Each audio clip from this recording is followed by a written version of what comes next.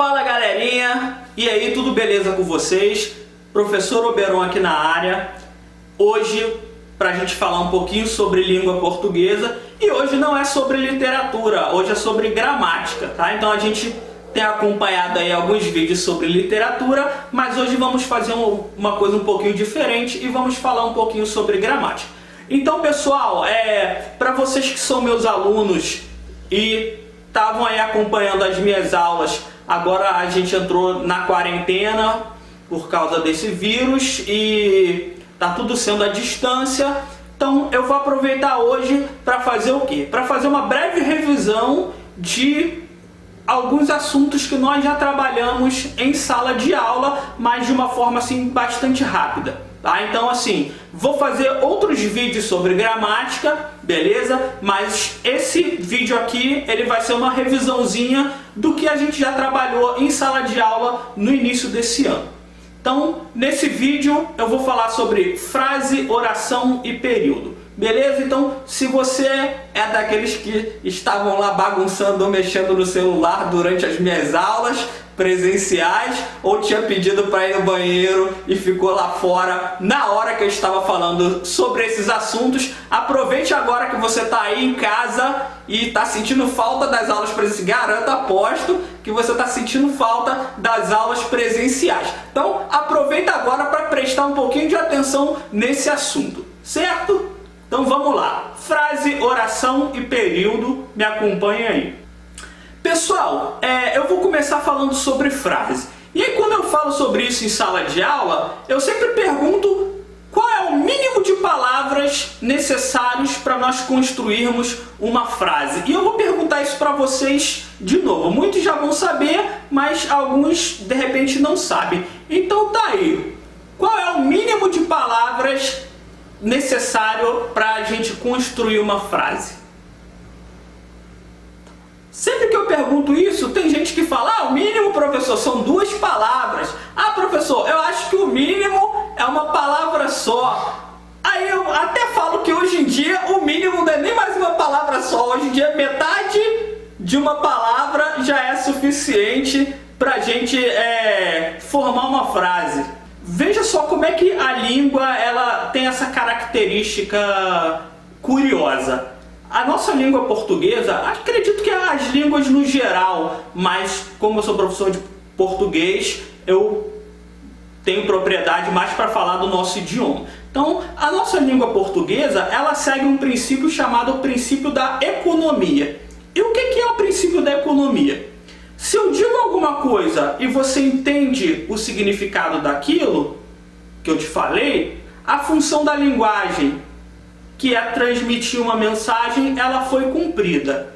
E aí essa mensagem, ela vai sempre buscar uma forma mais econômica possível para ser transmitida. Então nós, falantes da língua, sempre vamos economizar o máximo possível para transmitir essa mensagem. Então pensem na frase de antigamente, que era a vossa mercê. Então antigamente nós tínhamos uma frase que era a vossa mercê, para se referir ao indivíduo.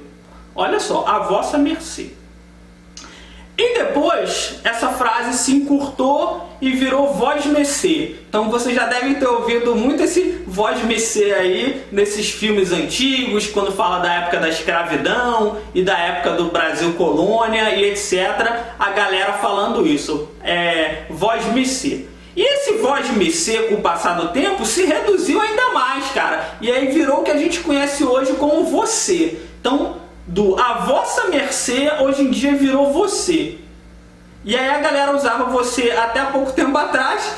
E o você, que eram 2 sílabas, já se transformou em uma sílaba só, que é só o ser. Tá? Então, tá conversando com alguém e alguém fala: eu vou lá na festa à noite, você vai? Aí você responde: vou. Ou então: não vou não. Mas notaram? Você vai?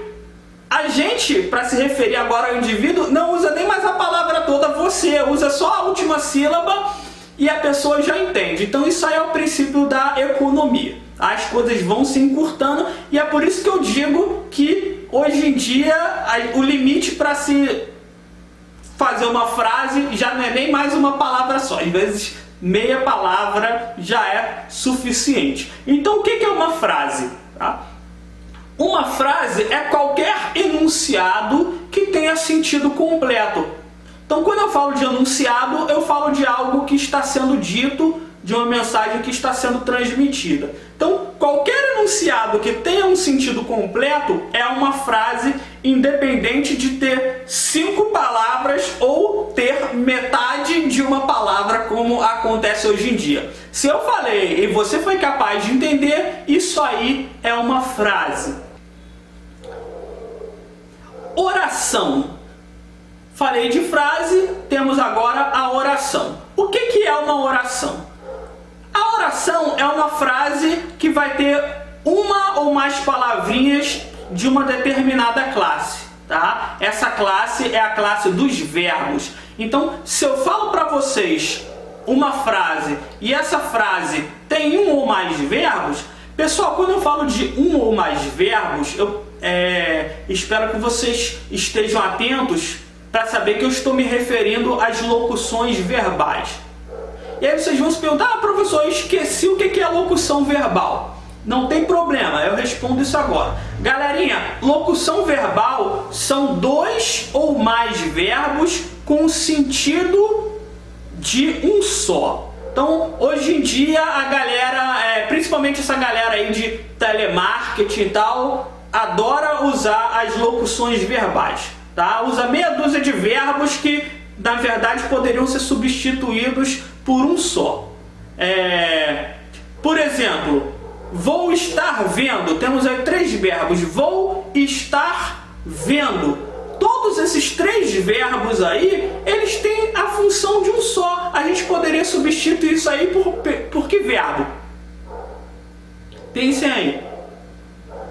Esse vou estar vendo, eu posso trocar eles simplesmente pelo verbo verei.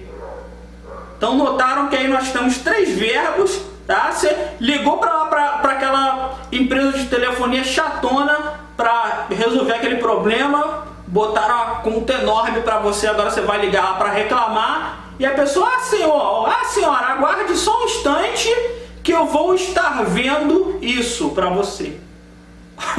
Então, tá aí. 3 verbos que na verdade têm um sentido de um só. Isso é uma locução verbal, tá? Então, uma frase que tenha um verbo ou uma locução verbal, nós chamamos de oração. Então, por exemplo, se eu falo bom dia, isso aí é uma frase. Se eu falo tenha um bom dia, isso aí já virou uma oração. Por quê? Porque aí eu já coloquei um verbo. E aí nós temos o período.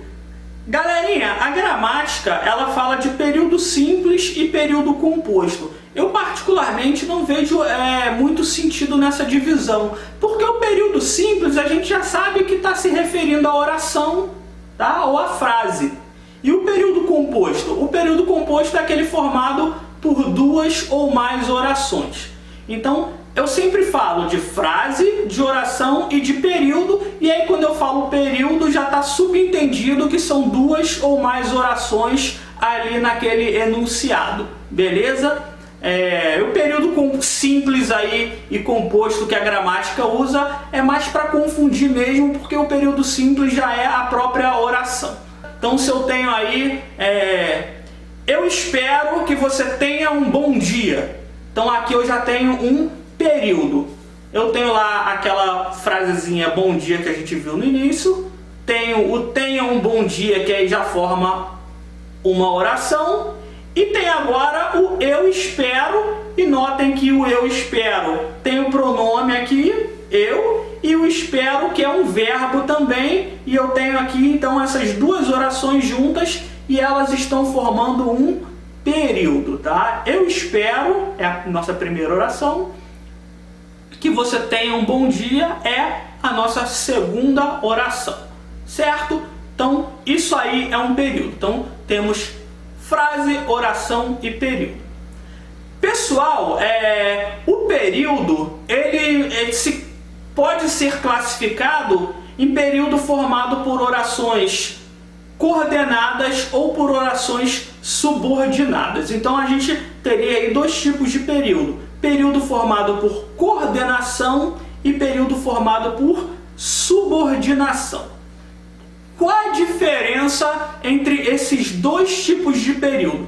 Conforme eu expliquei para vocês em sala de aula, a diferença é a seguinte: no período composto por coordenação, todas as orações que formam esse período são independentes umas das outras, ou seja, uma oração para ter sentido não depende da outra que está ligada a ela, elas são sintaticamente independentes. Isso significa o quê? Que se eu tenho um período composto por coordenação, período ali formado só por orações coordenadas, eu posso riscar uma delas que a ausência daquela oração não faz o meu período perder o sentido. Então eu sempre, às vezes, em sala de aula, dou o exemplo, tá? Fulano chegou em casa, abriu a porta, acendeu a luz, ligou a TV, foi deitar, dormiu. Então imaginem todas essas orações separadinhas ali, formando essa pequeniníssima narrativa. Imagine que eu exclua uma dessas orações. Fulano chegou em casa, abriu a porta, acendeu a luz e dormiu.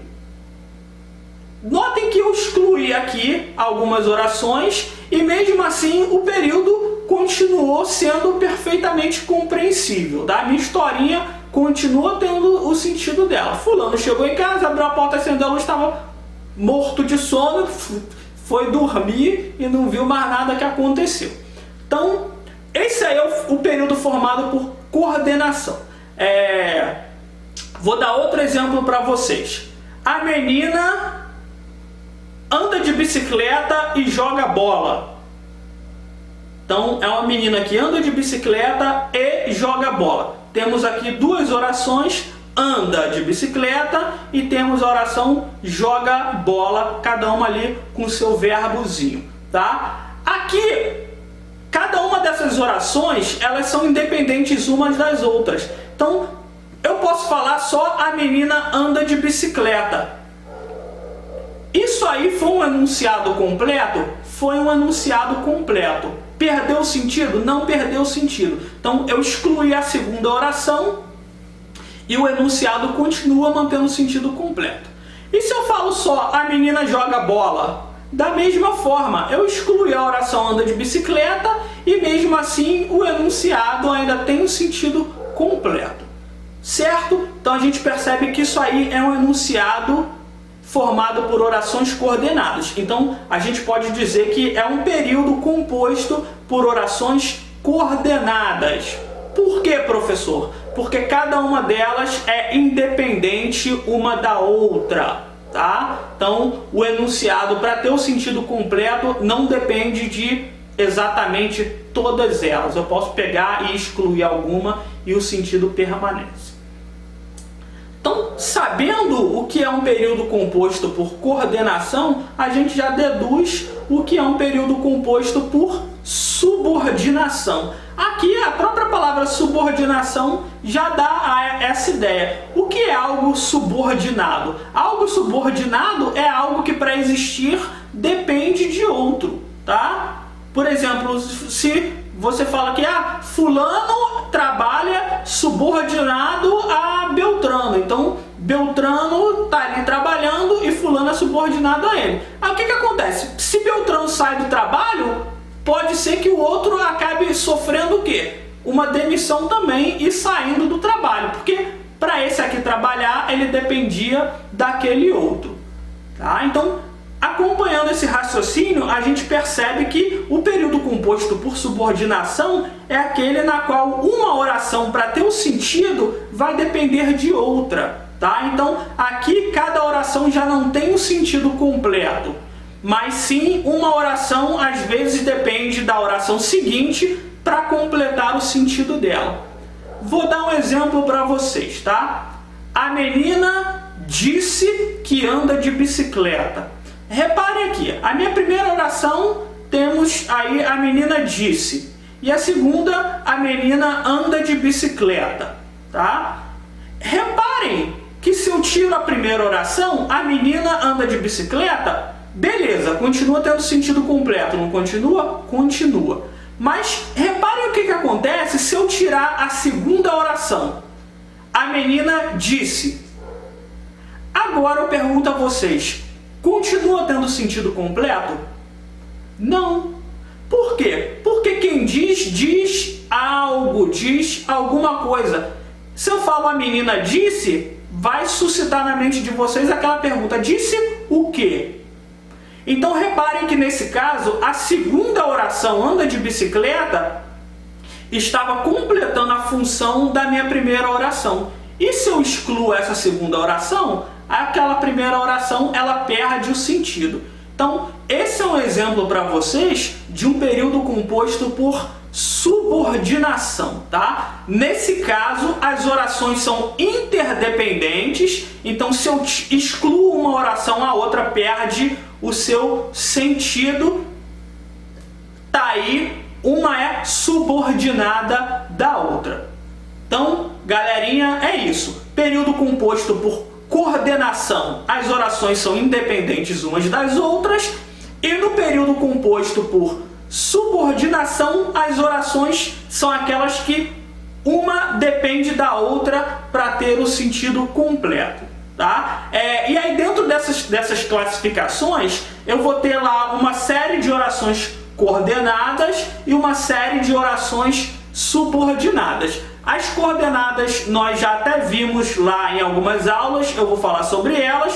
E depois, dando continuidade, eu vou falar também sobre as orações subordinadas. Mas a nossa revisão de hoje era só para relembrar vocês o que é frase, oração e período, e o que é um período composto por coordenação e um período composto por subordinação. Pessoal, espero que a minha explicação tenha sido suficiente para vocês relembrarem lá do assunto que nós trabalhamos em aula. E nos próximos vídeos aí eu volto a falar primeiramente sobre o período composto por coordenação, que é o que nós já estudamos lá na escola. Beleza? Por hoje é isso.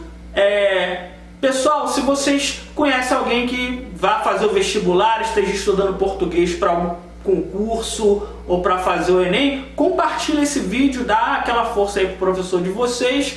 Deixa esse like aí que também é bem importante para mim. Se não é inscrito, se inscreve aí no canal que eu vou continuar fazendo essas aulinhas aí de português, sempre tentando explicar de uma forma simples e clara. Vou falar sobre literatura também e também sobre redação. Beleza? Então aí para vocês estudarem aí, não só na época da quarentena, mas sempre para estar dando uma revisada naqueles assuntos mais para frente, principalmente quando tiver próximo aí das épocas de provas de vestibulares e do Enem. Pessoal, beleza? Tamo junto. Por hoje é isso. Galerinha, até a próxima. Beijo no coração de vocês.